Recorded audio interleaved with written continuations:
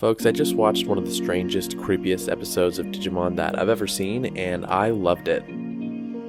It's no secret on this channel that I haven't been in love with the last handful of episodes of Digimon Adventure 2020. I've been fairly vocal about what I call the ultimate problem, where the uncontested power of and the rapid arrival speed at which the Kanzentai Digimon show up has unfortunately telegraphed 6 weeks of Digimon episodes for us. With the last of the 6 episodes arriving last week via Zudomon, it seemed we were maybe out of the woods this weekend into the unknown, and boy was this episode unknown territory. We kind of got a horror episode of Digimon. Obviously I know this isn't true, you're gonna lose sleep over what you saw horror, but the kind of kid horror story that leaves you a little freaked out, like the Goosebumps movie with Jack Black or Over the Garden Wall episodes. There's a subway train going nowhere, a path turned into a maze, a train station employees glitching out like video game NPCs. I guarantee this episode would have scared the pants off of Kid Me. At the very end of last week, we saw Taichi, Mimi, Koshiro, and their Digimon end up in what appeared to be the heart of Tokyo. We start this episode and the kids are flabbergasted. Not only are they out of the digital world, but they're out of the blackout. This is business as usual Tokyo. Midday with cars, giant TV screens, and flashing lights. Only thing is the kids' wireless internet connections aren't working. It's a little weird, but they don't think too much of it. They're mostly just stoked to be home. The gang wants to celebrate their return to the real world, but decide they'd prefer to head home and shower and say hi to their parents first. They hop on the subway, end up in Shibuya, a common connecting station in Tokyo, and split up with Taichi plus Koshiro going to Odaiba and Mimi looking to exit and walk from Shibuya. Things get creepy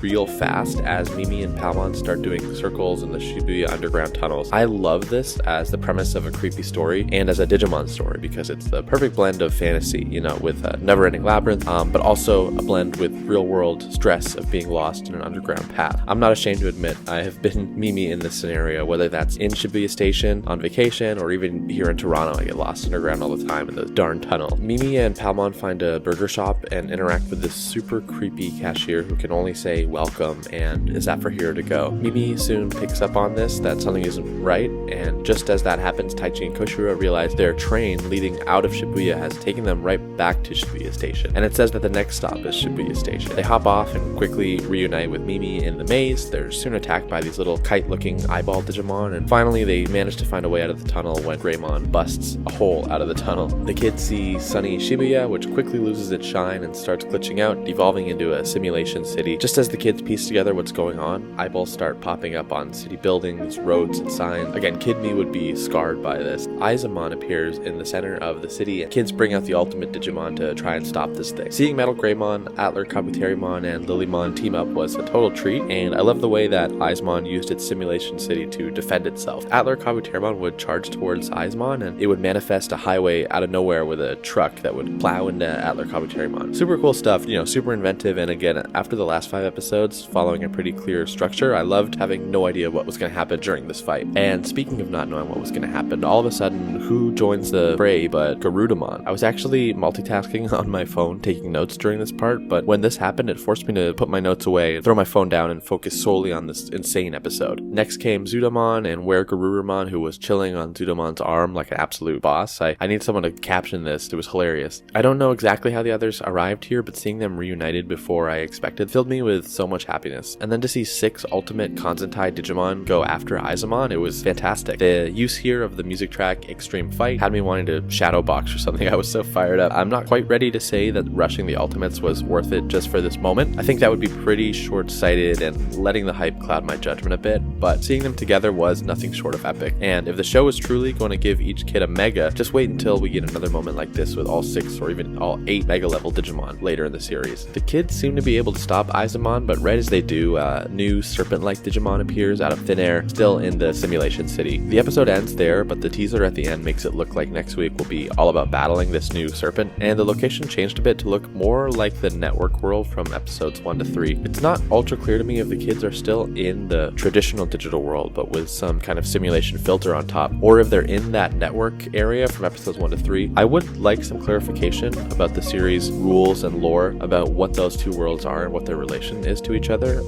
How Izzy managed to get from there to the kids in the real digital digital world as well, but I'm not losing sleep over it, and I'm not going to be deducting points over it quite yet. Overall, I thought this episode was fantastic. After 5 or so weeks of me staring at my screen, mostly satisfied, but a little bummed that it was all so predictable, this episode heard my comments about being predictable and said, hold my digi-beer. This is a 10 out of 10 for me. It's going to be the second 10 out of 10 I give after episode 8. I love seeing the cast of adventure in the modern, real world, and I love the Digimon series attempting to tell us weird but somehow relatable short stories about technology scares and modernity. Give me more of this stuff. These are the Digimon stories I live for, seriously. But what did you think? Am I alone in loving this episode? Am I the weird one? Did you think it was just okay? What are the other episodes you'd consider to be the weirdest episodes of Digimon across the various series? Maybe I'll make a list video in the near future talking about weirdest Digimon episodes over the years. I have a few in mind, but I want to know what your picks are. For all things Digimon, whether that's the 2020 anime, Last Evolution, Kizuna, the video games like Survive, or anything else, subscribe to the Digino. Okay, talk next week.